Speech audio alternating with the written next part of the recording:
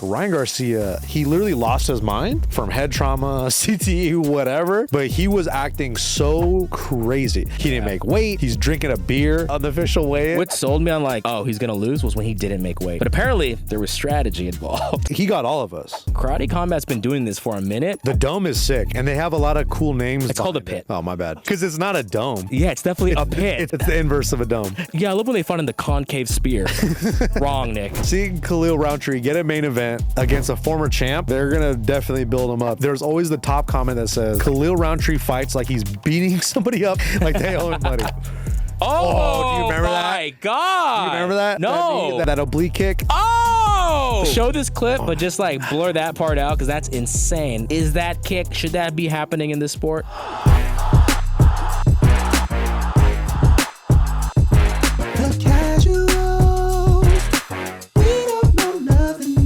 Welcome back to The Casuals. We are an MMA and combat sports show hosted by very casual fans that don't know anything at all. Guess what? It's just me and Nick, baby. We got stood up today. We got Japanese stood up. business deal. Oh, So unfortunately, our fearless short shorts Korean leader David is not here. Unfortunately, his flight was delayed. He's doing some work and probably having some fun in Hawaii, but he will be back here next week.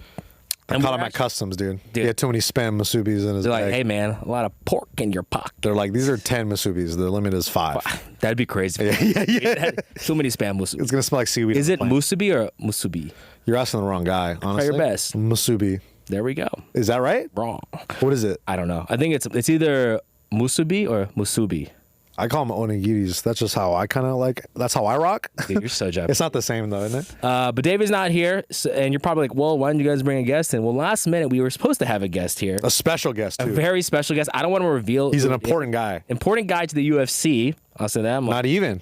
To the MMA world. The MMA world. He's a 1FC, darling. UFC. What other leagues are there? Razan. Name more. PFL? PFL? Keep going. How many leagues can we go? Tell us how much. Legacy? Forge. Fury fights? Combate. Oh! LFA? MFO. Nah, that's not a thing. I know. What's MFO? I'll say LAMFO. Oh, okay. Ryan, like the band. Ryan, Ryan Yeah, May. yeah. Okay. Check out, shout out to Ryan May. But we had a special guest who was going to be here today, but unfortunately he had to cancel. Not his fault. He's also doing some other MMA stuff, but he's going to come back on the show, and we're going to get some juicy details on some fighters and some just insight to the MMA world. I'm very excited for him. He's a lot closer to the fighters than you think. Oh. Maybe Daniel Cormier punched him in the face before. Nah, don't say that. No, it's not true. No, that never happened. Okay. We'll see what happens. Just the camera angle. Anyways, let's continue. Yeah, dude. let's continue. We're hyping something that may not, because he could cancel again. He could just never show up again. Yeah, but guys, I'm here with Nick Dunn, the only real fighter we'll ever have on this show. Not true. And myself, Gilbert. Round of applause for John Na. John Na. Third mic. Third mic today, and obviously changed the setup like 18 times. Appreciate you, John. You know, things happen when you're in the podcast producing world. Evolving. All right, let's get into some fighter recap. Let's just jump right into it. The hottest news on the market right now. The market price for this is delicioso. John, are you familiar with Ryan Garcia? A little bit.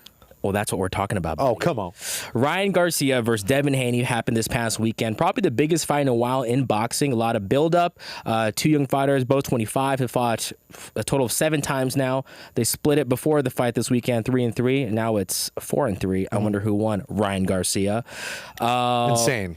Crazy. It's crazy. I believe he was the underdog going into this fight. It was like as high as like plus 700 at some We should have put money, huh? Honestly, look, I don't remember how we talked about it in the last episode, but I remember it being at the very end, and we're all like, Devin Haney. Devin Haney. Absolutely. Devin Haney. Because we saw the antics going into the fight, and in my head, I'm like, Ryan Garcia is either he literally lost his mind from head trauma, CTE, whatever, but he was acting so crazy. He didn't make weight. He's drinking a beer on the way on the official weigh-in. What sold me on like, oh, he's gonna lose was when he didn't make weight. Yeah, and he was acting like a goofball because of it. But apparently there was strategy involved. Dude, let me tell you, he got all of us. Yeah. even Devin Haney was like, "Oh, I'm about to beat his." Okay, did you see the clip of Ryan Garcia? They're doing the face-off. Is this the singing one? The singing one where he's singing this. Okay, you be him. I'll be Devin Haney. And he's just rap. I don't know what the fuck. He's like, "Ooh, girl, come on," and he's just singing away. Keep going. And he's just dancing. He's like, "Yeah, that's all I got." And then, yeah, I don't think Ryan Garcia is taking the fight seriously. Play that clip, Michael. Doing what I do. All white, looking nice. Okay, come through. I don't know if Ryan Garcia is taking the fight serious or not. Like, it's insane. You're like, yeah, I don't think he is. Because he's just singing, dancing. Devin Haney's like, I've known this guy since I was 15. He's acting kind of crazy. Right? Yeah, they fought amateurs all together. Yeah. And there was a couple of moments, too, where Devin Haney's like, we need to check this guy's mental health. Like, he should not be fighting. And there was a lot of people saying that. We should, this guy's going crazy. It'd be a shame to watch him fight and get beat up, because that's what we all thought. We thought he was going to go out there and get slaughtered. Correct me if I'm wrong, but didn't even the Nevada Athletic State Commission also kind of go like, hey, we're going to check on your mental health? I guess that seems kind of serious. I don't know if they do that normally in boxing fights, or if they do like a mental health check. I think that might be standard in like the athletic commissions, but he passed it with flying colors. Yeah, with like, jam when the people down. Like, what are you doing? All right, so we'll get more into the storylines and kind of like the aftermath of all of it, but just the fight itself. Let's do a quick breakdown of the fight. Were you expecting Ryan? Like, what was your feeling right when he knocked down Gervonta early on? You mean Devin Haney? Or another black guy? Whoa! Okay. Fucked up. Whoa. So me and my wife, we started watching the fight. Yeah. And she's like, and she was saying, we shouldn't watch this fight. You know, she's saying all that stuff. Wait, he's what was mentally her? ill. Her? Like, oh, so she was saying like, this is messed up. He's not okay. Yeah. This is not good. Yada yada, whatever. And I was like, look, he's gonna be fine. Like, he's a fighter. He's done this before. Some guys are crazy outside the ring, and then when they do fight, they put it all together. So I'm explaining to her. She's like, what do you think's gonna happen? I was like, Ryan Garcia has a crazy left hand, that left hook. We all know about it. It's every fighter knows about it, yeah. It's the Alex Pereira equalizer in a lot of ways, right? So he's going out there.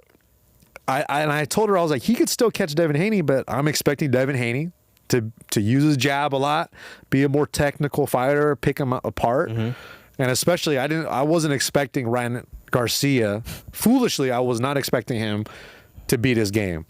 And he got all of us, bro. Yeah. He dropped him how many times this fight? So I think technically 3, but some people are saying like it should have been 6. And I'm a little confused about the ref situation. I forgot about it, but like, to my understanding in boxing, if you get rocked and you're falling over and you fall on the ropes, you fall on Ryan Garcia, the ref, anybody, that usually counts as a knockdown. Even if you're holding on to someone and you get knocked out?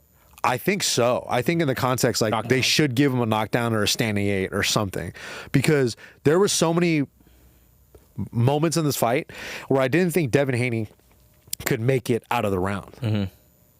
Right?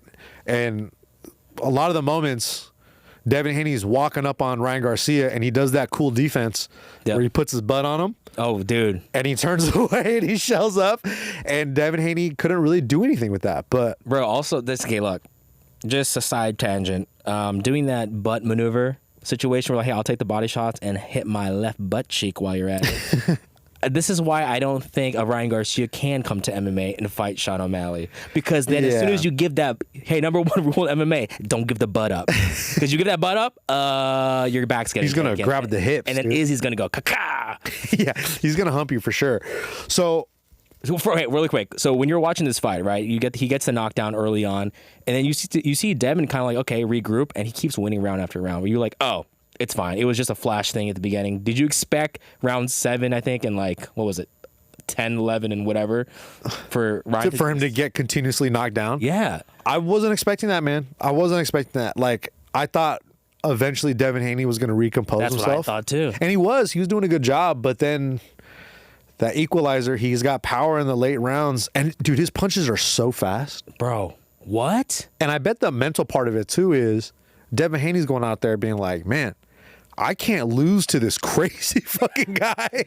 Honestly, I think he had some, he was in his head a bit. Oh, absolutely. Like, if I lose to this cokehead, or whatever he thought of Ryan, Oof. Because you look at Devin Haney, right? Devin Haney is undisputed, meaning he's undefeated, right? 29. What is he like? 20? He's like 30-0 or something crazy. I don't know what his exact record. Beat Lomachenko. Yeah, which I thought he lost, by the way. But hey, on the record, he won. Still right? a name. So he's beating all these guys. He's ranked as like one of the top pound for pound guys in the sport. Big name. And then for Ryan Garcia to go out there looking like he didn't train, he's admitting to drinking every single day up until the fight. And he goes out there and I don't want to say slaughters Devin Haney, but kind of slaughtered Devin Haney. I don't really remember any punches that were notable that Devin Haney hit him with. One or two, but nothing like what Ryan did. I felt like to that. the most of the fight, he was just on ice skates. And maybe that's unfair to Devin Haney, but dude, he was hurt so bad in that fight. And for him to even make it to 12 rounds is incredible. Yeah. His chin is out of control. So, what? You don't know shit about boxing, bro. None of us know shit about fighting. Straight up. So exciting, though. That's why the sport's fun. So exciting when you get these very specific matchups that are kind of like historic in a way. Oh, absolutely. That's the best thing about boxing is these one-off fights. Well, it's, just like MMA, Let me ask you. It's the stars that make it. Ryan Garcia is very polarizing, but he is a star. When you hear him speak and going into the fight, remember he called the bridge falling in in Baltimore. He kind of called it. All right, okay. So okay, we're done with the fight, all right? Okay, we're done with the fight analysis. Now let's get into the fun stuff. So Ryan Garcia was on Patrick Bet David's podcast, Nick's favorite podcast now. PBD, baby. Shout out to PBD. You know what, PBD? Come on this pod. Yeah, come on, PBD. Come back to California for a bit. Yeah, leave your $40 million mansion Florida and come back to California. But yeah, Ryan was on there, and so it was like one of the first big interviews. We both watched it today. I watched it live. I was like, oh, what's this? And to hear Ryan Garcia so like calm, explaining everything to a T that was like designed, like the marketing, and PBD's just like mind is blown. Like, bro, you marketed the shit out of this. Me and my partner thought you were on coke, you were acting crazy, you were unwell, and Ryan's like, yeah, bro, he nailed it. And from what I understand, he didn't tell anybody, not even his parents, his trainers, Bernard Hopkins, Oscar De La Hoya. The only person that knew was one camera guy. Even his other friends in the crew didn't know. Really? Because the other his buddy was like, bro, you should we should just act really crazy and just tell everyone. I'm like, that's it? Did you see the video of Ryan Garcia at the I guess the media weigh-ins where he's drinking the beer, the quote-unquote beer. At the weigh-in, right? That turned out to be just, he says it's apple juice and sparkling water, which is fucking hilarious. Yeah. So funny. So he chugs the beer. The look on Oscar De La Hoya's face. Terrified. While he's like, what the fuck is going on to my star golden boy? This is worse than me. Yeah. And I do coke every day. And like, I'm known for it. It's kind of my thing. Yeah. To see Oscar nervous, that made me nervous. That made all of us nervous. Yeah. But Ryan, man, in this interview and kind of the things that have been coming out, like the beer thing, he's a genius, bro. But I will say this: he did say he admitted to the alcohol, saying, "No, I did drink though." He was drinking a bunch. And then Bernard Hopkins, he's like, "Yeah, Bernard Hopkins hates it. He doesn't even like when I do weed or any of that." But so he's old school. Maybe Ryan should also just maybe not do that in camp. Well, he probably shouldn't, but. No, he shouldn't, Nick. Don't even try to play that. He shouldn't. I don't know, man. Think about what he could do without. I saw a really funny meme of Ryan Garcia, John Jones, and Conor McGregor saying that the best base for combat sports is cocaine. And they might be right. The best base. Because there is something to fighting a guy who just doesn't give a fuck. Yeah. Something about that is really scary. Granted, if he has really good cardio and he has power left, dude, Ryan, I couldn't believe how fast some of these shots were that he was throwing in the fight. It's crazy. Too. like you see it when he's like training on mitts, but that's just mitts. Yeah, you see it happen. I thought he was faster in this fight than even the Tank fight. And I think absolutely. Would you say the weight and all those like hydration clauses? Yeah, I didn't know that Ryan couldn't weigh more than 100. So for people listening, when he fought, he lost a Tank. You look at the pictures of it's at 140-ish, right? Or like 135. 135. 135. And then the rehydration clause was he couldn't weigh more than 145. Yeah, so he couldn't gain more than 10 pounds, which is so crazy. So he was saying, like, that's fucked up. So, like, my brain's dehydrated. I'm just weaker. For this fight, he weighed up to 160. Wow. So I'm like, also, why do they do that? Yeah, it's so just much gamesmanship in the terms for boxing. I don't know about the glove stuff or even. Yeah, but even that becomes a whole thing, right? Like, I want horsehair gloves. No, I want these kinds of gloves, whatever. You hear that in like a lot of negotiations when it comes to boxing fights. Not UFC. UFC's like, hey, you're going to poke each other's eyes. This is what you're using. Use this glove. But that's the reason why there's an argument for putting all the fighters under one promotion, right? And then you get a guy like a visionary leader like Dana White himself. Whoa, are you an apologist? No, I'm not an apologist. Bro, Dana White, come on. People are haters, dog. Yeah. People are haters on Dana White for all the stuff he does. Oh, we'll get into that. Yeah, we'll talk about that. But, like, no one's moved the sport farther than that guy. Yeah. Right? 100%. As far as MMA. 100%. But when it comes to boxing, it's like we want to see Ryan Garcia beat the best guys. Ryan Garcia wants Tank. Yeah. Right? Rematch all day. Yeah, he wants that fight, but apparently Tank doesn't want to come, according to Ryan Garcia. He doesn't want to come up and weight. Because I didn't know he was 135. I forgot that a lot of these guys are way smaller because they're so secretive about their weight, how much they weigh. It's a big thing in boxing. Yeah. It's so public. You know what people weigh before and after a fight. It's crazy. But yeah, I'm excited for Ryan to do that rematch on his terms. Because I think he kind of has momentum right now. Oh, absolutely. Bro, the ball's in his court. All the balls, including the $12 million. So if you guys don't know, Ryan Garcia also... So first of all, if you're new to boxing or don't really follow it closely, Ryan missed weight by 3 pounds. Yeah. And he made a deal with... I keep saying Gervonta. Yeah. I got to just... You want to call him Floyd Mayweather next? Yeah, you know what? With LeBron James. Call him Devin. Devin Haney.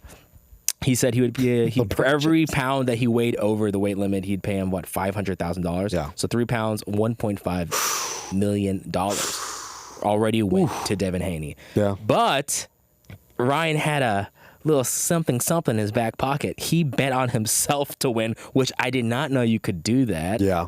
And he won $12 million. So basically that's insane. That's how we got paid. Yeah. It was a bet. That's insane. Also, I did not think athletes could do that. Apparently, like Floyd Mayweather used to always talk about how he would do that. Only if you win, is that the thing? Yeah, you can't like try to bet yourself and lose because that's when it gets obviously really fishy, right? Like we saw the James Krause thing. Yeah. His fighter, Derek Minor, lost in the second round due to an injury or something like that. And they had bet on that. They won some money. That's the reason why they're under investigation, right? That's why James Krause is banned from the UFC. Yeah. So it is pretty crazy. But once again, speaking of the genius on King Ryan, for him to have that foresight to pull that off, to have the balls to write out $2 million bet to Vegas when he's like plus 700 or whatever the odds were. Oh my God. That's a big fucking deal. $2 million on yourself. But $12 million. We talk a lot of times. People talk about this in the UFC, where if fighters they miss weight, there's a disproportionate amount of fighters who miss weight that actually have a higher win percentage because of they're not killing themselves to make those 3 extra pounds. Because you lose so much in those 3 extra pounds, and then your ability to rehydrate, yada yada yada. So maybe you should just not make weight, so you could have the advantage going into the fight. But kinda, they're so specific with the weight and the gamesmanship, like you said about the hydration clause. They got to get rid of that. That's fucking lame. All at the contractual stuff before a fight. I did not know how intense that was in boxing. Yeah, they care so much about everything. I think that's the reason why these fights don't get made. Take too long. They take way too long. Because that's the biggest argument is like Tank doesn't want to come up to 140, 145. And if you're Tank, fuck, you saw Ryan Garcia look big and strong at 143. Yeah, like a killer, dude. Bro, he's big. Killer. He's a tall, strong guy. And with his left hook is out of control. I really can't comprehend how fast it is in the fight. Okay, so let's get at something. So he had the foresight. Is it foresight? Forsyth. What is it, John? Not Scythe. Oh, Scyther is a Pokemon. Yeah, we're not talking about that. Shout out to that Pokemon. He's a bug type.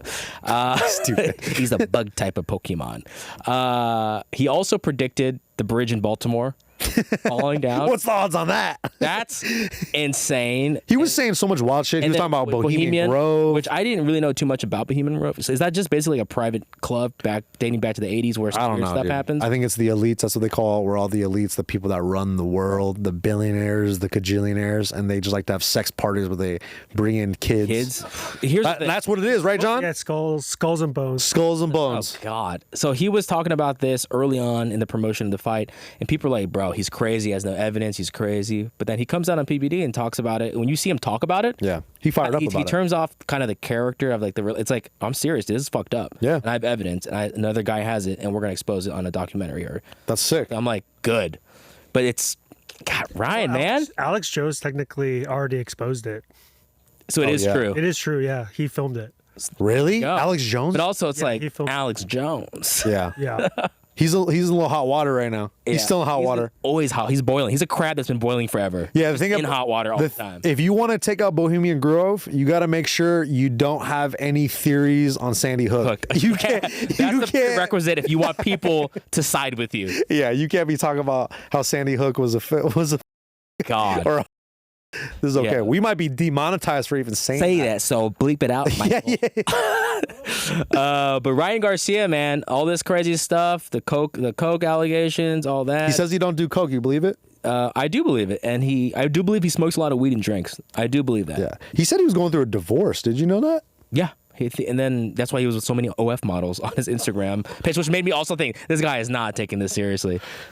There's a new girl every like. Oh, that was like a shtick he was doing? I saw one video of him like kissing some girl, and I was like, "What the fuck is this?" You know, and I looked at the girl, I was like, "Dude, you're gonna lose.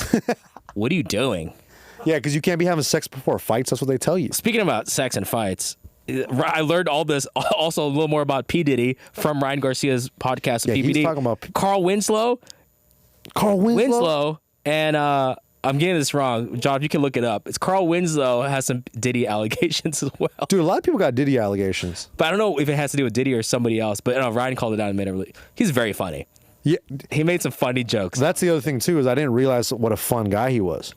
Yeah, I wasn't really a fan going into this fight because I was like, I didn't really. It kind of turned me off a bit. Some of the antics. Yeah, I was like, I'm good, bro. I don't know if I want to watch this. Yada yada yada. And then watching him do the 180 and just seeing what a marketing genius he is, I'm like, fuck, I can't not be a fan now. Yeah, he's a stud, dude.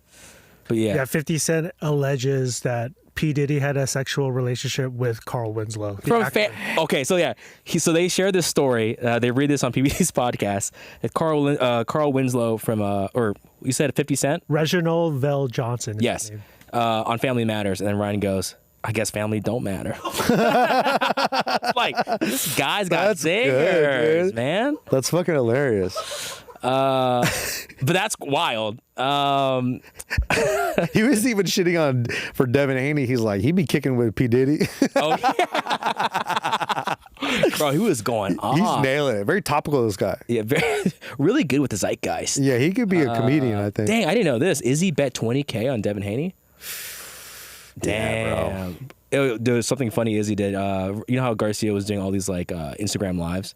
Yeah. He's always like walking around and talking. And then Izzy popped in, and because he like literally Ryan Garcia was just talking, like just rambling, walking in circles. And then Izzy types him, "Where's this guy walking?" And then writes, he's like, "Honestly, man, I don't know. I'm just walking in circles." But the whole time he's walking. That's the most sane thing he could have said. His apartment. But honestly, I'm excited but see, boxing does these things and gets me all excited. Well, but once again, it's just the character. Yeah. It's the character of Ryan Garcia. Like, he can't repeat it. He cannot repeat this. That's the problem. He might find another way to do it. We all know. Yeah, but man, how genius was that? Yeah. Like the balls on his kid, and then to go out there and perform the way he did is incredible. He pitched a shutout, dude. Yeah. He made Devin Haney look so bad to the point where everybody was questioning his pound for pound status and saying, I think Devin Haney's actually underrated, like overrated. Yeah. And that's how. And I like Haney. That sucks for him, man. He's getting all this stuff now. And that left hook, and he said he broke his jaw, apparently. His cheek was all busted afterwards. So we'll see what happens. I think they're talking about the rematch, but he's even shutting that down too. Yeah, he's ready to move on. He's like, I'm good off of this. Yeah, I think he's fight Sean O'Malley in boxing. Oh, that'd be insane. That'll be fun. That's a good time. I heard Sean O'Malley, he had a quote, and he was saying, I just need a couple more fights now. If I make a couple more fights, the UFC's actually down. And they say, as long as that makes everybody a shit ton of money, let's fucking do it. Ooh. So they're open, but I think the numbers have to be right. I don't know what numbers they're looking for, but they don't want small numbers. No. They want those big like Conor Floyd numbers. That's what you need. That's gonna be insane. Yeah, man. We'll see what happens with boxing. Ryan Garcia. I'm definitely like now locked into his career again. Absolutely. So much stuff is gonna happen more than ever now. Yeah. And now there's a reason to pay attention to him because you're like, holy shit, this guy's actually beating the best in the world. He might be King Ryan. King Ryan right now. King Ryan. He's got the world in his fingertips or palms. Which one? The way you said it was like, I don't know how hands work. Yeah. What would you say is better? That's a good point. Fingertips. No, let's move on. We're not talking about that. That's supposed to be a throwaway. Let's do a breakdown. And we're focusing on it. Throw it away. Luke Rockhold KOs Joe Schilling in a karate combat fight. They said it's his first win since 2017. That's, wow, pre-pandemic? He hasn't won since pre-pandemic? Yeah, because he had that killer's row of all the fighters. Like, he lost to who's who. Good for him. MMA. Man. So for him to get that W, that's a big one. And Joe Schilling is a fucking animal, dude. And the thing about karate combat, it's kind of fun what they're doing. They have a new CEO, and I'm sorry, I'm forgetting his name. I'd love to have him on here. I've been seeing him do the podcast rounds, but there's something about karate combat when it first came out. I was like, this is kind of dope. Like the event of it all. You know how like we were talking about UFC 300 and how like just looking at the arena, how like the lighting, the production design was amazing. Karate combat's been doing this for a minute, and it looks dope. The dome is sick, and they have a lot of cool names. It's called the Pit. Oh, my bad. What did I call it? The Dome. The it's dome? just like you and fingertips and palms. Everything's the same, and it's not, Nick. Because it's not a dome. Yeah, it's definitely a pit. It's the inverse. It's an actual pit. It's the inverse of a dome. Yeah. What an idiot. You're like, yeah, I love when they find in the concave spear. Wrong, Nick. Wrong. But Joe Schilling here, I thought. I like the belts. Oh, wait. Oh, like the black belt. The black some of these belt. guys are definitely not karate black belts. And I like the pants. I do. I will say this. There's something to it. When we train Muay Thai, it's fine. We wear shorts. I love kicking in like karate or Taekwondo. So you hear the snap? The snap makes you feel good about yourself and your life and your marriage. Sometimes I walk around my house with karate pants. And just making sounds. Snap. Hey, babe, I apologize for what I said earlier. I was being passive aggressive. But yeah, shout out to Luke Rockhold getting that check left. Joe Schilling, an amazing Muay Thai fighter, kickboxer. He's very famous for knocking out that one guy. At the bar, right? Bar? Oh, my God. Damn, that was a wild... Wait, what was that? Joe Schilling? Just say Joe Schilling bar fight. And you're gonna see him knock out a guy in business casual clothes and face planting him who's like 5'6". And he just smokes him, dude. Oh, he fucking smokes him. John, check this out if you haven't seen this. So this guy, I think he's acting like a little drunk, right? He probably killed a bunch of sales that week. Joe Schilling walks past him. That's Joe Schilling, right? Yeah. And what happens? Uh-oh. Oh, man. That is rough. Okay, so He's in jorts, too. Go back. Oh, my. Joe Schilling's in fucking jorts. No, he's not. He's wearing full jeans. Yeah, is he? He's wearing jean shorts. Oh, my gosh. Yeah, dude, that's sick. He's one of those sharks. Yeah. What's that show called? What you talking about? The sharks that are mutant sharks that wear... Street sharks. Street shark. Joe Schilling is a street shark, dude. Look at that. Jorts. One time we took a picture with Joe Schilling, and we're like, dude, Joe Schilling, you're the man, dude. And he looked at my ears. He was like, holy shit, yours are fucked up. You know, pop, knocks you out. In shorts. Jorts. Yeah, Joe Schilling is... I mean, I don't remember what that story was, but I feel bad for that guy, because that wasn't like a... He just escalated that to a 1-2. Yeah, maybe. Maybe he said something to him. Maybe why are you wearing jorts? Maybe he called him an F word or something. Oh, man, that requires a 1-2 for sure. You know, Joe Schilling don't play that. And he just looks kind of mean, doesn't he? Dude, he's scary as shit. There's some dudes that are just built different, and he's scary. So what do you think? So karate combat, I'm into it. I love how they're not just using karate people anymore. They're bringing in didn't Anthony Pettis fight Ben Henderson? Yeah. Like, I like what they're doing. They're like, look, we have this we got to stand out, right? From the UFC. Pave their own way. Bare Knuckle. There's a lot of failed MMA organizations or just combat sports organizations. But, dude, karate combat? Dude, if Power Slap is a thing, right? Oh my God, is it still a thing? Look, going back to marketing as a whole, right? Who thought Power Slap would have this long of a life? Dana White. Yeah, none of us did. We were all like, "What the fuck is this goddamn sport?" But now it's kind of becoming a real thing, and it's because the marketing is pretty good. Like, I can't turn my head away as much as I don't want to watch that shit. Yeah, I can't turn my head away. But if Karate Combat keeps putting out these really exciting shows, and they get guys like Craig Jones. Okay, so I didn't know this was a Karate Combat thing. They're doing submission grappling at Karate Combat? Once again, they're just trying to get eyes, right? Craig Jones brings eyes to the sport. Yeah. He's the darling of the grappling community. He's actually opting out. Did I say he's bigger than Gordon Ryan? I'm talking about just like social media. Right now, he probably is, because Gordon Ryan's taking a hiatus because he has a bunch of these stomach issues that he can't compete. Oh. He kind of lost a lot of weight. Yeah. You know, he's dealing with his health stuff right now. So ADCC is like the Olympics of grappling. Abu Dhabi something championship, right? Submission grappling championships. And Craig Jones famously was saying, "Yo, I'm getting the fuck out of here. I'm not going to compete this year," which is a big deal because they're paying me 10 and 10. They're paying me like $10,000 if I win. That's it? $20K for him? Yeah. Dude. That's if he wins the whole thing. So he's like, dude, fuck this. I would need to do seminars for me to make this worthwhile. Which Gordon Ryan, that's how he makes money. That's how, on top of his instructionals, who you make stupid money off of.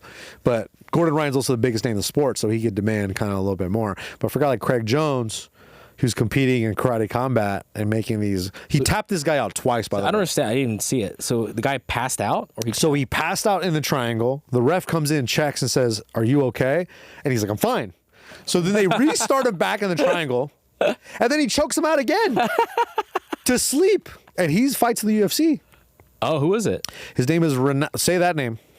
Where is it? Renat? Oh yeah, Renat Fakradinov. Fakradinov. Yeah. Fakradinov. And he's like, I think he's like 3-0 in the UFC. He's got a bunch of wins. Damn. Okay. And he's like one of those scary Dagestani guys. All right, Karate Combat. Karate Combat's cooking heat. I like it. I want to go to one of those fights. We should just go to one. We hit up Rob, dude. Rob. McDojo. Hook it up, baby. All right, let's get into some fight news. Dana White claps back at MMA media for UFC 300. Did you see the video? What did you think? So, what's your take on the entire thing? Salty, bitter, delicious? How do you view the marketing of it all? So Dana White makes this video making compilation of all the MMA media people shitting. Yeah. What's up, guys? All over UFC 300. Mm-hmm. And as I was watching this, I was like, man, these guys look real dumb saying all this stuff about UFC 300. But I remember my stance in my head, you know, as you're recollecting everything, you're like, I didn't say shit. I wasn't saying anything bad about UFC 300. But then you see all the heavy hitters, and I'm like, damn, we couldn't get no love, bro. Yeah. We couldn't end up on the hot mixtape. But I will say, fire for him putting Brendan Schaub first. That's like his arch nemesis. Yeah, because Brendan Schaub and Dana White, they go kind of back and forth, don't they? And Ariel Helwani, too. They made sure that Ariel Helwani's featured a lot in the UFC 300 clapbacks. Eric, yeah. But pretty much the whole video is compilations of everyone talking mad shit. Also, who are some of these guys? I have no idea. I don't know who any of them. I don't know who any of these MMA. Campbell. He does a show with Luke Thomas, right? Yeah, we got to get those guys over here. We got to talk to some fellow MMA casuals. Jump on here. I mean, I feel like they're not casuals, but you know, jump on here. Respectfully, you know. So there's two ways to look at, or there's, you know, different perspectives on this. People like Ariel are like, whoa, buddy. Like, I said that at the time because that's how I felt, but I gave you props and said, that show was amazing, and you proved us wrong. But Dana White always holds receipts. Yeah. And you get to do really fun videos like this. Yeah. No other CEO does this. No, this is good. This was a fun time. It makes everything interesting. Like, we need more things to talk about, creates more news for the sport. Yeah. More eyes on it, because the UFC 300 was absolutely huge.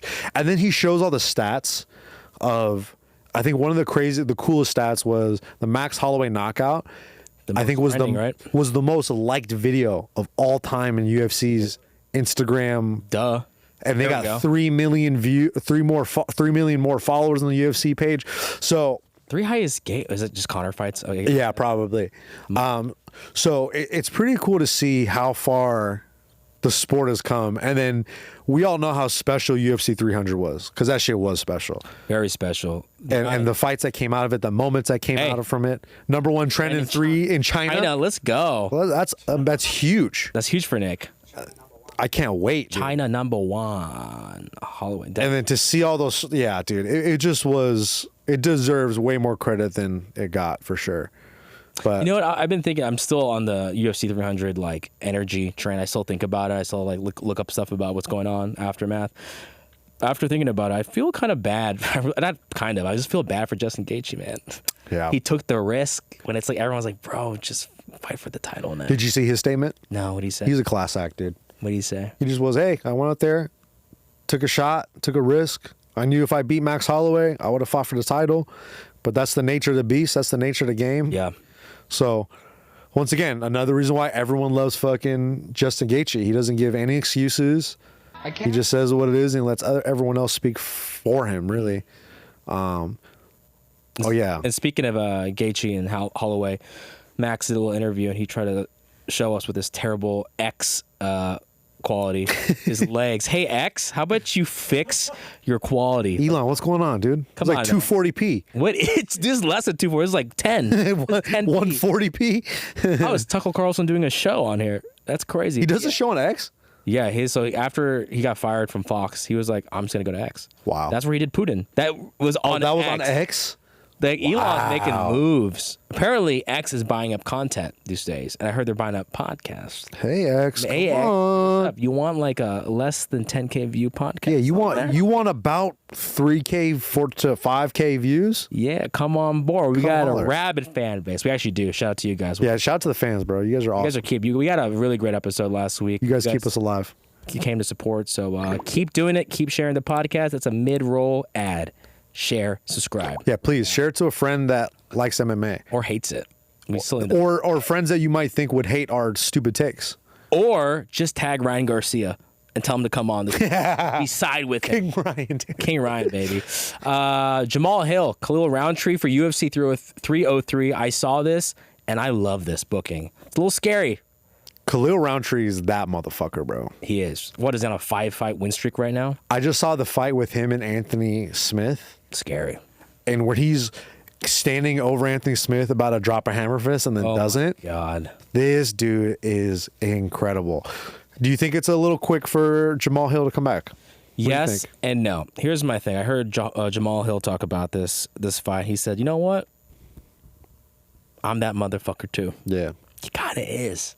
You got to have the attitude, I think. I really like what he's doing. He's not moping around. Is it too soon? Probably. Mm-hmm. But it's like, I think. But we're normies. Yeah, he's not. He's not a normie. This guy was on Contender Series and became champion. I don't care what you say, who he fought.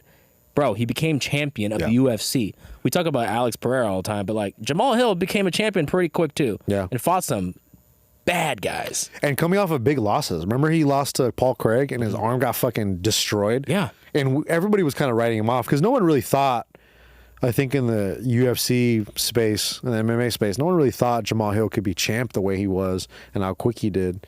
And for him to beat Glover Teixeira the way he did, oh my God. I wasn't expecting that. But Khalil Roundtree, we've been following him for a long time. Would you say like he could have been on the path to just being a journeyman? Because he was winning, losing, winning. We saw the talent there. He made some adjustments. What would you say the biggest adjustment is? Well, it was Muay Thai, right? So he went to Thailand, right? His clinch, his everything. He just looks way more calm. He's a Tiger Muay Thai guy, right? Yeah, and he polished, because we all know he has raw talent. Mm-hmm. He hits like a truck, and if you could harness it the right way, you'd be like, all right, cool, let's see what happens. Because I remember in this fight for the tough finale, the big knock was he got held down and just laid and prayed. You know, and everybody was like, oh, he's a quitter. He's got no fight in him. And I think for a lot of fighters, that would be kind of where they would start to have that downfall. They start listening to the fans a little bit. They listen to the media. And then they kind of have this identity of like, yeah, maybe I don't have it in me. And then for him to make the changes that he has in his career, dude, he's a freaking animal. And he's big, man. And he's fun to watch. His style is so pretty to watch. And he's throwing knees in all these different places. There's this one training video that he has where he's doing clinch sparring with some other black dude. I saw that. And a black dude hits him with a crazy elbow. And then he just tripped? Hits him with a beautiful trip. Yeah, so that guy can. So seeing Khalil Roundtree get a main event against a former champ, it's tough. They're gonna definitely build him up to be something, man. But Khalil, man, I think everything is. I mean, early picks go. I'll give you. I got Khalil, bro. Give me your reasons why, and I'll give you mine. I got Khalil. I think the height is going to be a problem. The speed might be a problem. But the funniest comment in the world, anytime Khalil fights, there's always the top comment that says, Khalil Roundtree fights like he's beating somebody up like he owes them money. Like they owe him money. And it's true because there's so much like malice in every punch that he throws. That's what makes me a little worried, though, about him like burning out during a fight. You know, definitely. Like a 5-round fight, just throwing everything. Yeah. But, you know, he's I think the gradual increase of competition that he's fought, sometimes you can't rush guys. And I think Khalil Roundtree is a good example of that. And this is another great example of, for watching this, that this guy owes him money. What is this? He's just jumping these guys, dude. I'm late on my car payments. Yeah, bro. Yeah, like I just imagine he's talking through his teeth while he's beating these guys up. Oh, do you remember that? My God. Do you remember that? No. That oblique kick? Oh! Yeah. All right. Show this clip, Michael, but just like blur that part out because that's insane. Okay. And that's as he's throwing a punch. Tangent. Another MMA side tangent. Is that kick, should that be happening in this sport? Yeah. Good. And I agree with you. Yeah. I just wanted to test you to see because it's you know, it's like you can't knock it, bro. You gotta be aware of those front kicks. You gotta be aware of those oblique kicks. And how do you feel about this? Do you think UFC, as they evolve, should we include soccer kicks and also soccer kicks is a little wide. Wide. You think a little that's, wild. You think a soccer kick, but that's also like a soccer kick is rough, dude, because it's shin bone to the side of your head. You could do way more damage, I think, with it. Brain trauma is like, bro, you can't come back from that shit. You tear your ACL. Obviously, it's a damaging injury. Yeah. But you could potentially come back from that, right? Like, and be fine. Yeah. Okay, so I'm going to go with Khalil Roundtree. I just want to put it out there. I do love Jamahal Hill. I'm a big fan of him. I'd love him to come on here. Love your content on YouTube. I just wish he would take a little break, but I'm also just kind of a little bit on the Khalil Roundtree, just seeing him. I'm on the train. I'm on the train. I'm a little on the train. He's in a good place right now. He's on a good fight win streak. He's, I think mentally, he's in a happier place. Yeah. I know he just got married to Mia Kang in Thailand. Let's go. Whoa. She's also a Muay Thai model. Muay Thai. Good partner, good support system. I think Khalil, he could be champion. Because everybody was talking about. I would love to see him in Alex. That's what everybody was talking about. These are like, what a clear path for him to get to the belt. Jamahal Hill. Jamal's not going to want to wrestle. No. He's going to stand and bang. He's going to stand and bang. And then Alex, if they ever fought, he's not going to wrestle. That's going to be insane. These are just good matches for Khalil right now. Unless Ankalaev shows up, then a little different story. Yeah. You want to know what's crazy from this video clip that we talked about of Khalil sparring right here in the clinch? When I first saw this video, I was like, I can't believe he just did that to Jared Cannonier. Okay. It's not Jared Cannonier. It's not, I know. But it kind of looks like him. The same haircut. Yeah, same haircut. Really the haircut. From behind, it kind of looks like. That could have been a white guy with that haircut. I'd be like, Jared, it's the hair for me. Let me tell you, if it was a white guy with that haircut, I'd be like, cancel that, man. Get rid of that guy. You can't do this, brother. Hey, you make my hair look like this photo. Like Jared Cannonier. We can't do that to your hair, dude. Brother, we can't do this. No, do it. And I'm going to fight Khalil Roundtree. Yeah. But yeah, very excited for this fight. Big fight for Khalil. On International Fight Week, we got, Connor. Is that a UFC card? UFC 303. 303, dude. That's. Oh, is that the Connor card? That's the. Ooh, we might have to. God. We might have to support Khalil Roundtree. That's going to be an insane fight. Holy shit. Speaking of UFC 303, Conor McGregor, Michael Chandler on that card as well. It's finally happening. The card is looking kind of yummy right now. We got Jamahal Hill, Khalil Roundtree, Conor McGregor, Michael Chandler. I think there was another fight announced. I'm trying to remember who it was. I'll look it up. But big news. We're not going to go to that fight. Why not, yo? Why? Because the tickets cost $12,000. I saw some people were complaining about the nosebleeds being around $300, $400. This is kind of like UFC Miami, a bit, huh? Was it like that at UFC Miami? I think tickets were kind of. You sounded like you fight out of Waianae. What? Say it again. Was it like UFC?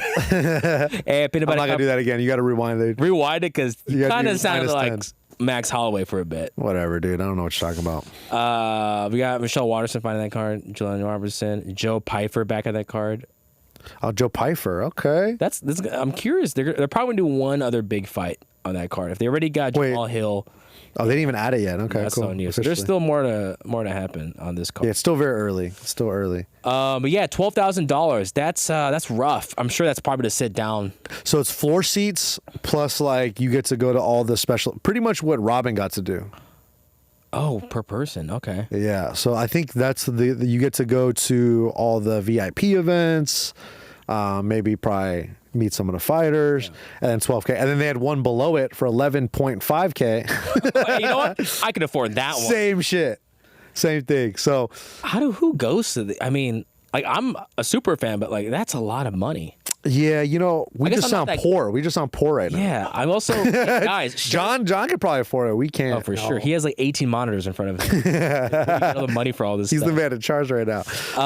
But yeah, that's tough. I mean, but it's a McGregor fight. It's traditionally the UFC International Week. Yeah, it's a big card. That's the craziest. Irish fans are going to come in. Yeah. There's an expo there, so a lot of international people. I think even the idea of the Conor McGregor being a McGregor fight is that all these celebrities are going to pay money to go to the fight. Absolutely. We'll see everyone there.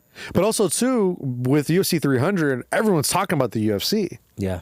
Everybody wants to get a piece. Build up. Absolutely. So they could probably bump up the ticket prices a little bit because now it's... You missed out on 300. Don't miss it on this. Yeah, man.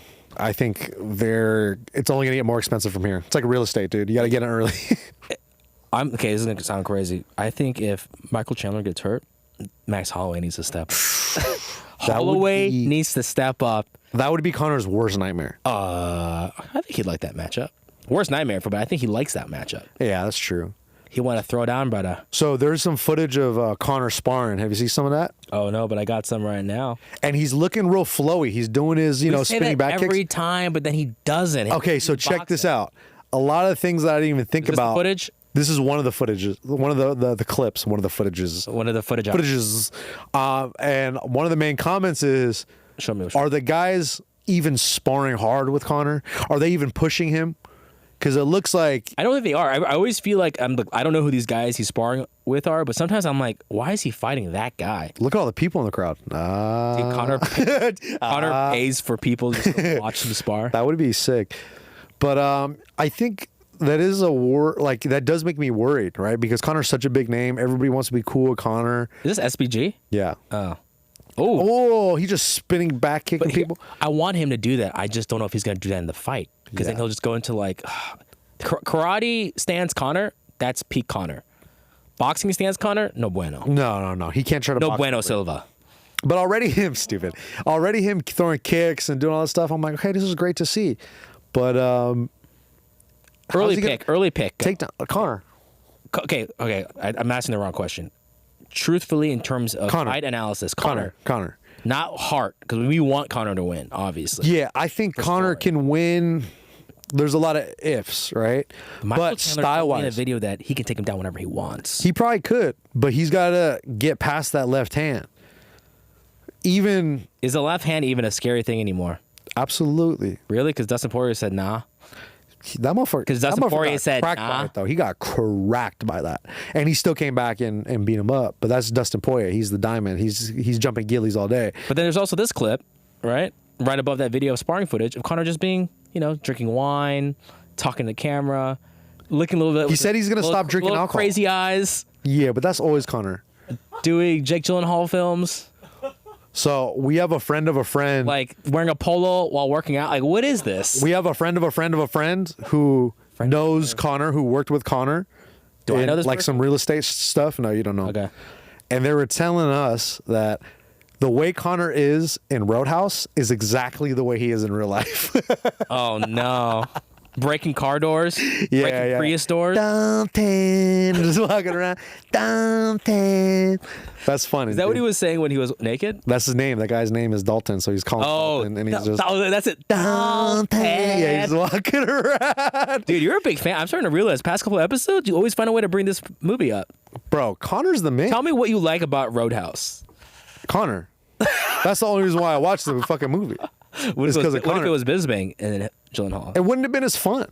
Like, Bisping's great, but like Connor was the comedy relief in that movie. That's true. He made me laugh more than any Medea movie I've ever seen in my life. I don't know why I brought that up, but it was the only thing on the forefront of my brain, so I had to use it as an example. All right. Yeah. Hello, All right. You don't know Medea?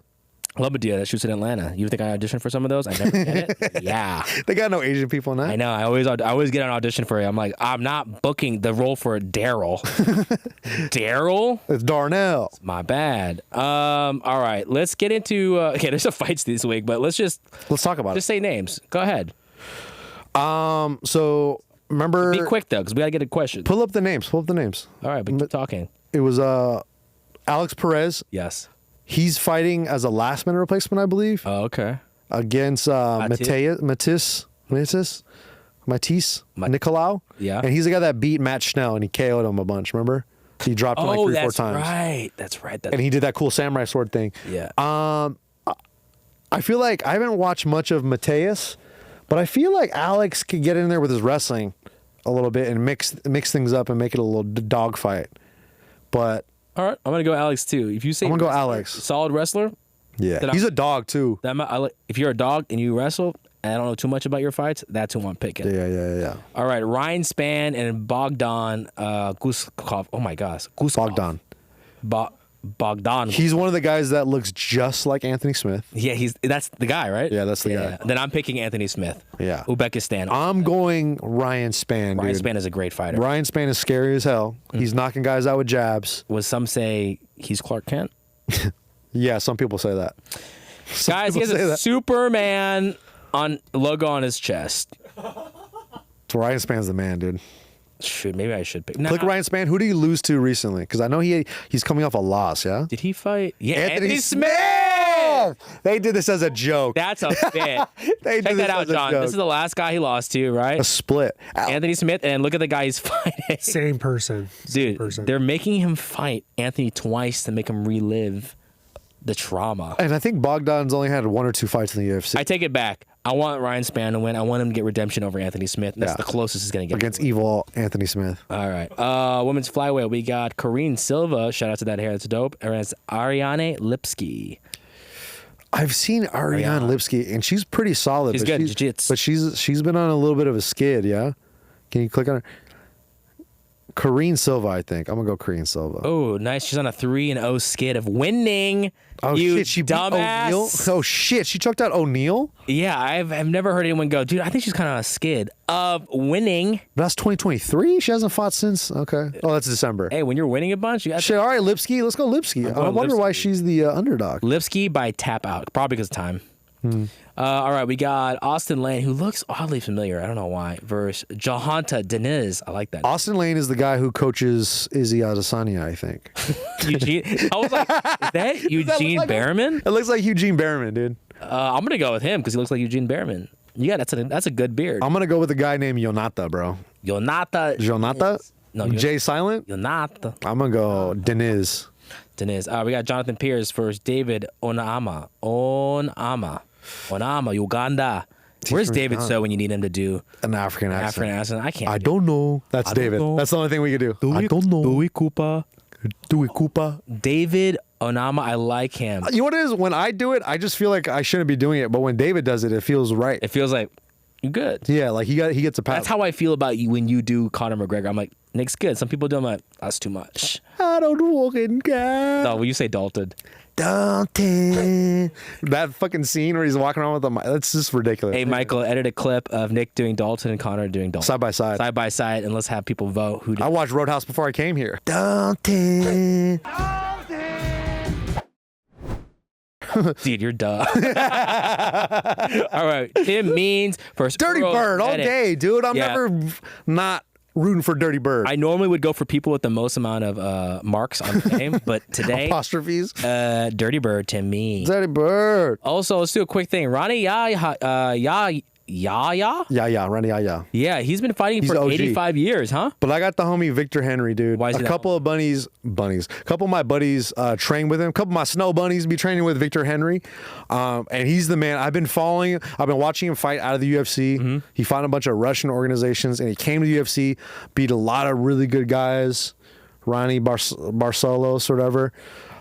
He's the man. And he's minus 500, so I'm going to go Victor Henry. I'm going to go Victor Henry as well because, you got to trust Nick in these matters. Is there anyone else you want to call out? There's a lot of fighters. I want to get to the questions before our time runs out. Let's go to the questions. Let's talk to the fans. I like dude. someone named Machete, but Machete. I like when a Chinese guy is named Machete. He looks like he's from Venezuela.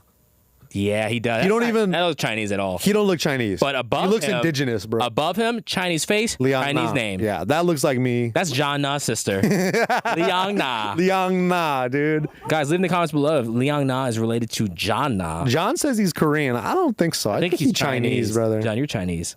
You might be Chinese. He's not even defending. I'm 100% Korean. He's like, don't fucking say that. I'm a little nervous there, buddy. Guys, it's that time of the show where we do fan questions. Whoa. Lights are slowly changing. Hey, dude, that's pretty good. Come on, John. Faster on the light. It's still. There we go. I haven't seen lights this fast in my life, dude. All right. Well, you haven't been around enough professional sets. That was kind of slow, John, but we'll work on it. We're going to get some better tech. All right. This is a question from Instagram from Garmendez22. If Poatan goes up to heavyweight, how fast does he get a belt fight? Oh, I think immediate. I think his first fight at heavyweight is a belt fight. Is there a world where Poatan goes up to heavyweight without a belt? Maybe like a last-minute replacement or something. Just to see what's up. Like an Anderson Silva, Forrest Griffin? Kinda. Like, that would be kind of sick. Who would be impressive? Like, that's some Alex Pereira shit, though. Yeah. Who would he fight last minute? Like, that'd be impressive at heavyweight. Because, say, Tom Aspinall not fighting, whatever, or Stipe or John. Of course we want those fights. Cyril gone? Ooh. Yes. Striker fight? That's a good matchup for him. Like, there's a fight with Volkov versus... the other Russian guy who looks just like him, who's not Volkov. Yeah. Sergey? Tolkov? No. Sergey, the guy who got knocked out. By Tom. So they're fighting in a world. Check this out. This is the most realistic. Do it, Nick. Do it. The lights change. Somebody pulls out. One of those guys gets injured. They're having a hard time finding a last-minute replacement. And then guess who steps up for the UFC fight night? Pereira. Steps up to UFC fight night. Yeah, at the Apex. Nah, actually, as I'm saying it, I'm like, it's probably not likely. But, dude, he's such a big name right now. If they need a big blockbuster fight for a later UFC, I could totally see them being like, you know what? Let's do it. Let's do fucking Pereira and Aspinall, depending on... Because John Jones, the Stipe stuff, it's going to put a hitch in things. So I don't know what's going to happen with that. Yeah, we'll see. I mean... What do you think? Poatan... Here's the thing. I think, based off on this question, I think he's just going to fight for the belt. He only goes up if he gets the belt. Yeah. The guy doesn't have a long window. He's not going to be like, I need to work my way up to a heavyweight fight. It's going to be a belt right away. Whoever it is. I don't care. Because that makes for a really good story, too. I love it. The good marketing is there. You can be a 3 belt champion in like 10 days. Yeah, absolutely. That's insane. All right. Here's one. I think I now get this guy's question. This is from Ian_Jeremy97. What is the best meme base for MMA? Meme? Yeah, isn't that the thing that we just said? Yeah. Which was? I have no fucking idea what. Yeah, we were looking at memes. You pointed it out. And I was like, oh, I get it now. I forgot the answer. I don't even know the context. I just said PowerPoint is probably the Ryan Garcia. Because you were saying something about like what's the best base after cocaine. Cocaine. Meme base. Is that what he means? I think that's free base? You saying free base or meme base? MEME. So now I'm guessing like cocaine. Or is he talking about MMA? Hey, look, Ian_Jeremy. Maybe you can send another question next week and clarify this because that was quite confusing. Is there anything on the YouTubes? Yeah, let's see what we got here. So we have the first one, training with CJ. You look for one. I'll read this question. Yeah, read it. This is training with CJ from the YouTubes. Been a fan since We Out Here MMA. Thanks. Shout out to Lift God Acosta, aka my powerlifting brethren. Hey. One question: should a beginner focus on one fighting style or jump right into learning wrestling, BJJ, Muay Thai, all fresh and new. Love the podcast, guys. We need Casuals MMA merch. Don't worry. If you can get us more views on this podcast, buddy, get more people here, we will make merch. Also, we need to see more fucking leg, David. So guess what? Those shorts keep getting shorter. They keep getting shorter. And what can I say? You'll see his dick at one point. Yeah, we're gonna have to blur it out. We're just put a blur. More for the production. This is a question for Nick. Nick, what is your philosophy on someone wanting to get into, I guess he's MMA or just fighting? I think nowadays you kind of have to learn to stand up. I used to always say just stick with one. Yeah. Pick one, stick with that for a little bit, and then you can branch off. But I feel like nowadays you have to have some sort of striking art and some sort of grappling art. You need both. Yeah. So whether you pick and choose and do BJJ or wrestling, or nowadays most jiu-jitsu gyms have a combination of both because wrestling is such a big part of the meta in competition jiu-jitsu, and even in MMA, it's like you can't really get to the fight to the ground unless you know how to wrestle. Yeah. So you need to do some sort of grappling. Boxing is always good, and Muay Thai. You can't go wrong with either of those things. I would say either probably Muay Thai and Jiu-Jitsu would probably be the best thing you could probably do. That sounds about right. Yeah, right. Especially also, like, I don't know if you're trying to be a professional fighter, but if you're trying to do it more just I want to learn, you don't have to, like, pay all this money for all these classes. You can just, like what Nick was saying, you probably could just start at one, fall in love with it. If you try something different. Definitely. But I guess it depends on what you're trying to do with fighting. Yeah, if you're just trying to learn self-defense, I would say learn some jiu-jitsu, learn some Muay Thai. It's probably going to be the best well-rounded base that you could learn. Were there any new questions on that? No, it's the same ones. Okay, cool. Y'all think Holloway would fight McGregor at 170? If does, how does his fight play out? We talked about it a bit, but I don't know if Max would fight McGregor at 170. Do you think that would be a thing? You know what? I feel like Max Holloway is a bad matchup for McGregor in general. Even at 170? Yeah, I think so. Max is like big, but not that big. But he's 5'11", dude. That frame could put on a little bit more body weight than probably Connor's frame. Connor's a big, strong guy, but it's not even that. It's just the conditioning. Yeah. Right? If Connor can't knock out Holloway, which is very likely, him not being able to KO him in the first couple rounds, I think the later rounds just plays into Holloway's pace. It's just a perfect matchup for Holloway. And Holloway has shown that he's elusive. He could defend big power punches. And he could just slice people up. So I feel like that McGregor fight is going to be really interesting as a rematch. And this is the best Max we've ever seen. Yeah. And this is the worst Connor we've seen. There you guys have it. Nick thinks Holloway at 170 beats McGregor. And I think most people would say that, right? Well, I just think that's fair. What do you think? The 170. Look at Ryan Garcia between 135 and 143. See, weight does play a difference. Absolutely, but once again, how tall is Connor? Tall enough to go Dalton. What is Connor's next walkout? When Michael Chandler, he plays the Dalton. What's his name? Thrash? I don't know. I don't even know what his name is in the movie. But you know he says Dalton all the time. I know he says Dalton. All right, this question is from, we'll do one more question. We got to go, guys. This is at MMMChin. Hyphenated ZP2FS. We'll say at MMMChin. Do you think the greatest combat athletes are born or made? P.S. Y'all deserve a lot more attention than you have now. Much love. Chris from New Jersey. Thank you, Chris. Shout out, Chris. Thank you. Like I said, help us, man. Help us get Tell more the friends. eyeballs on this. All right. Do you think the greatest combat athletes are born or made? Ooh, that's a good one. I think they're made, dude. I think they're like, obviously you're born with God-given a talent and ability, but you get what you get, right? How you stay in the game, how you become champion is based on the habits, your training habits, your mentality, your mindset. I think all those that's harder to develop. Who do you think is a fighter, just for example, maybe doesn't have the best athletic ability but became a champion? Fucking look at Max Holloway. There you go. Like he doesn't necessarily, he's not a specialist in any kind of, like he's obviously a stand-up guy. Yeah. Right? But physically, he's not like a cyborg looking like he's a tall, skinny, lanky guy. He said he didn't fight when he was younger. He was kind of just... He doesn't have crazy power punches. He doesn't... On paper, I think a lot of people might say he doesn't have God-given ability, right? Yeah. I don't think that's true, but I think a lot of people would say that. Yeah. And he's a good example of that. Demetrius Johnson. Another guy, yeah. He's just a really technical, highly skilled guy who spent the time to train Muay Thai specifically, do a bunch of Muay Thai fights, do a bunch of Jiu-Jitsu fights, just gather all the skill bases and uses his brain a lot more. Corey Sandhagen, he's not a champion, but he's probably going to be eventually. Yeah. You could say the same thing about Sugar Sean O'Malley. Yeah. Right? It's like he has one punch KO power, but it's about how he sets it up. Yeah. I don't really think it's like Ngannou, who's just raw talent. So like that is a little bit of both. Yeah. Probably one would say that's great. He's raw a talent. Example of like, he was born. Mm-hmm. He was born just to knock you out. Yeah, absolutely. Alex Pereira even a little bit, maybe that. Yeah. Natural power born. But you look at how he's been able to, like, a lot of times in fighting, they always say you can't just be a big puncher. You have to have technique. They would say that about like Deontay Wilder. He's just a big puncher. But, that can get you really, really far. Mm-hmm.